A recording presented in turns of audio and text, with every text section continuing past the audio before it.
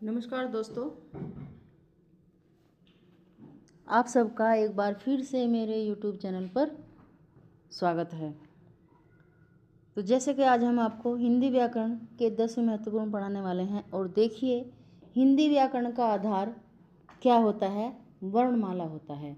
वर्णमाला के बिना भाषा की कल्पना भी नहीं की जा सकती।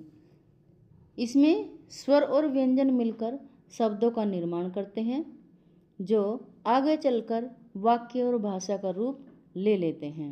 वर्णों का सही ज्ञान हमें शुद्ध उच्चारण, लेखन और भाषा की समझ विकसित करने में मदद करता है। इसलिए हिंदी वर्णमाला का अध्ययन हर विद्यार्थी के लिए अत्यंत आवश्यक होता है। नीचे दिए गए प्रश्न इसी विषय की समझ को मजबूत करने के लिए तैयार किए गए हैं। तो शुरू करते हैं आज के हिंदी व्याकरण के 10 महत्वपूर्ण प्रश्न। तो पहला प्रश्न आता है हमारा, प्रत्येक वर्ग का पहला व दूसरा वर्ण क्या कहलाता है? तो आंसर में बताते हैं हम। पहली बात तो ये तालव्य ध्वनि का है।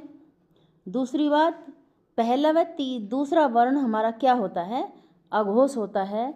और तीसरी बात, तीसरे प्रश्न का आंसर हो जाएगा कि यह महाप्राण के अंतर्गत आता है। अगला प्रश्न आता है हमारा, ए ऐ वर्ण क्या कहलाते हैं?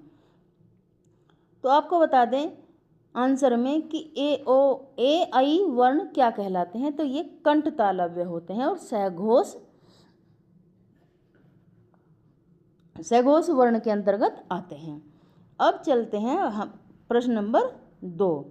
प्रश्न नंबर 3, कंठ्य ध्वनि कौन सी होती है? कंठ ध्वनि कौन सी होती है? तो कंठ ध्वनि आपको बता दें उत्तर में कै, खे हमारी कंठ्य ध्वनि होती है। यानी कि कै वर्ग के 5 वर्ण हमारे कंठ्य ध्वनि के होते हैं। अब चलते हैं अगले प्रश्न पर। अघोष वर्ण कौन सा होता है? अघोष वर्ण हमारा कौन सा होता है? तो आपको बता दें कि तीनों से हमारे, आपको बता दें तीनों से, एक बार फिर याद के लिए कि तीनों से हमारे अघोष वर्ण के होते हैं। और ये क्या होते हैं? ये महाप्राण होते हैं। ठीक है। अगला प्रश्न आता है हमारा, व्याकरण के कितने अंग होते हैं? तो आपको बता दें कि व्याकरण के